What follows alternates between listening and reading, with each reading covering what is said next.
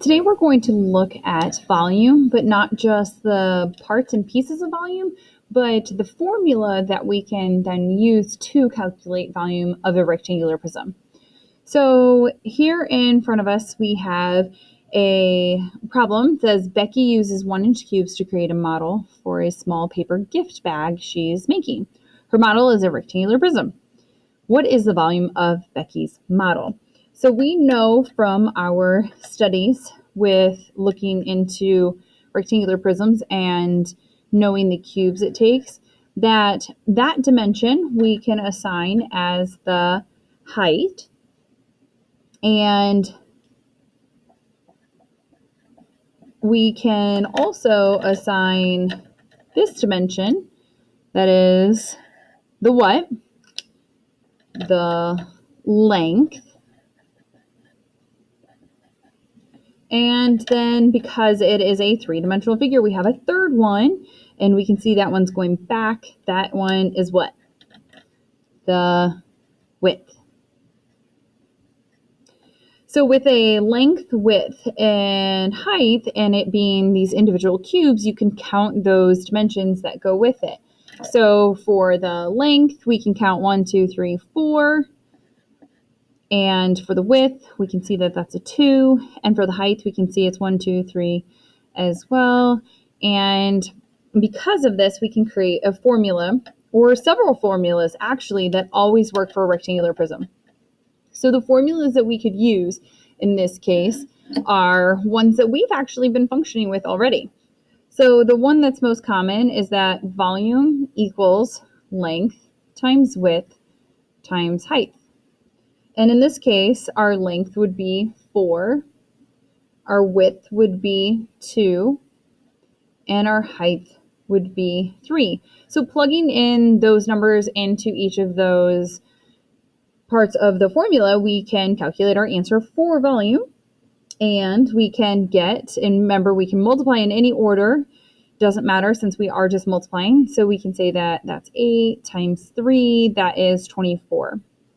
And in the story problem, they are talking about a 1-inch cube, so this would be cubic inches. Now, another formula we can do, split that off, is thinking about the layers that we've been talking about a lot. So if we were talking about one layer, right, how many layers do we have? We have 3 layers. We can see them going up, and with these layers, we can total them, and by saying that it's the volume with the base. So that base is that layer, right? It's technically a sneaky way of just saying the length and the width together. So I'll kind of sneak that in there. That is the base. And if we multiply that by the height, that tells us how many layers total. So in this case, our base is 8. We already know that 4 times 2 is the base. And then we have a height of 3. So we can just replicate that to get to our 24 cubic inches. Okay, so using the base times the height to get the volume. A third one that we already know, expression-wise, we've used is the adding all the layers together.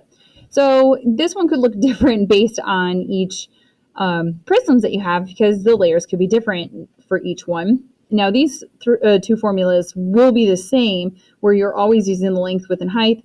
You're always using the base and the height. But in this one, we're going to simulate just by saying layer plus layer.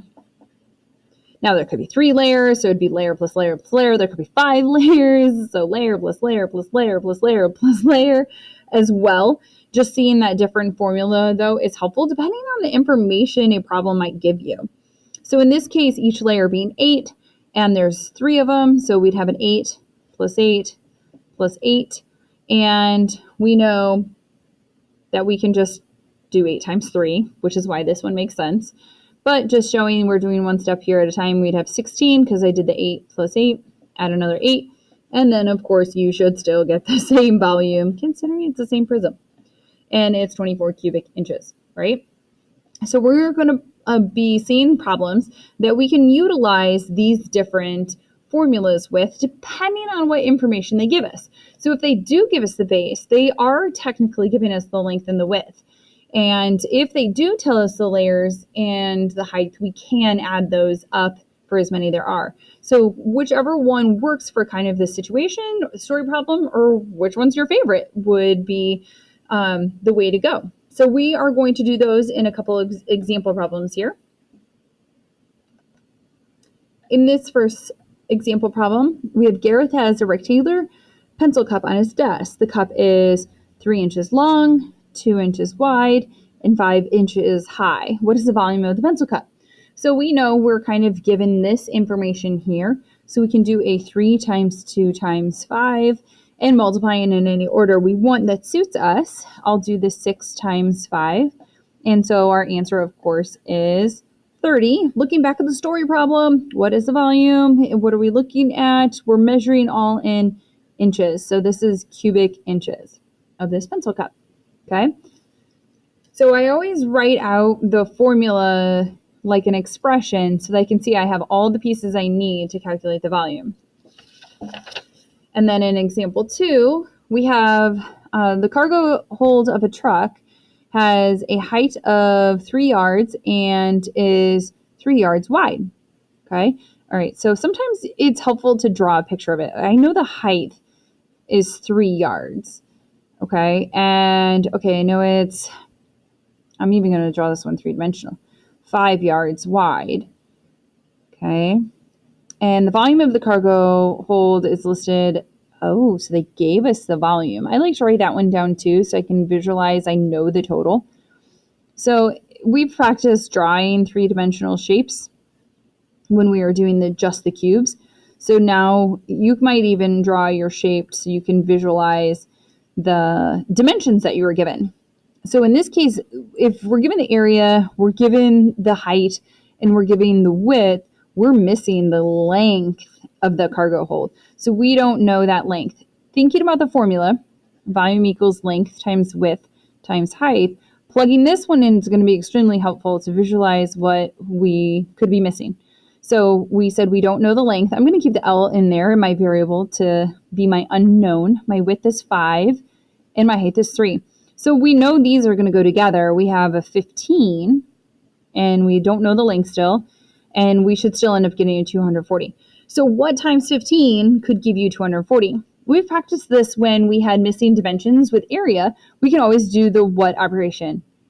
The inverse operation. So 240 can just be simply divided by 15 to see what that would be. Now you could guess and check and keep trying different numbers and see how close you'd get, but this is a more efficient way to get to your answer quickly. So remember, at this stage of the game, if you're using partial quotients or long division, either way, it works. And I'm going to show partial quotients because that's what we focused on most in 5th grade. I'm going to use a 10. 10 definitely works. I can't use a 20. So when I continue with my division here, I see I get a 115. Oops, I did not mean to write that. I meant to write a 9 for 90. And then how many times can 15 go into 90? A perfect 6 times and nothing left over. So our answer is 16. So if I have a 16 in here for this length, 16 times 15 is going to equal 240. So my answer is 16. Since they were asking the length, what's the label going to be? It should just be yards, not cubic yards. Only if they're asking for volume would we put cubic. So this is an example of knowing the volume and having to find that missing measurement. Now in example 3, we have a box that's a rectangular prism with a square. Ooh, with a square. So it's really not a rectangular. I mean, it's a rectangular prism, but it has extra features to be named even different. They're giving us the volume. So I'm going to start thinking about this formula here, length times width times height. And I'm going to plug in because we're already knowing that we're going to have some missing pieces possibly. 972. All right, what else are they going to give me here? The area of the square base is 81. If I'm given the base, I technically know what? I know the length and the width. So again, this might be one of those situations where drawing what they gave you is helpful. And I like to, when I am given the base of something, I like to shade it in. It helps me visualize that. So here's the base, right? That's the bottom. That's the area. That's the length. That's the width. Total base. So this whole thing, they said, is 81. So really, they're giving us both of these already. And they want to know the height. Missing information again, right? So we can do what? Inverse operations. So 972 divided by 81. 10 could work, right? Because that would be an 810. 810, we subtract that. Get 162. Let's see here. 81.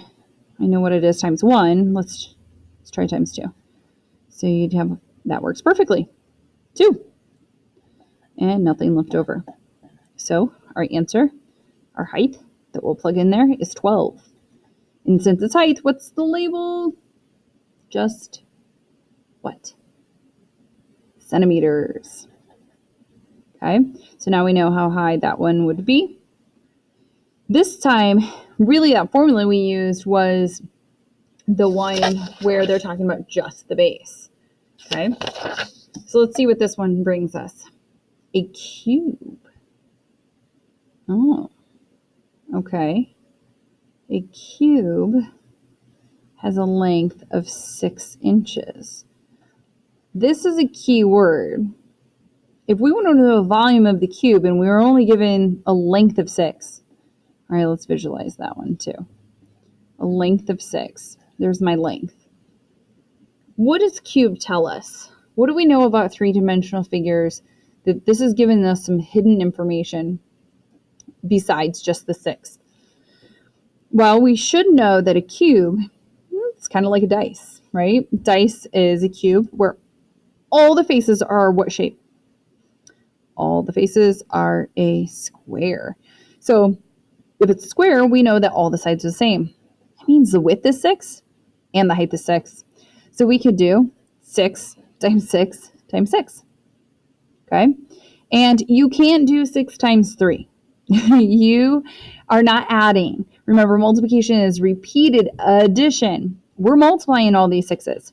So you're actually doing 36, then times 6, and you're getting 216, right? So 216 is our actual volume of a cube, okay? All right, that's it for our practice together, and now you are going to do some practicing on your own. I can't wait to see how well you use these formulas.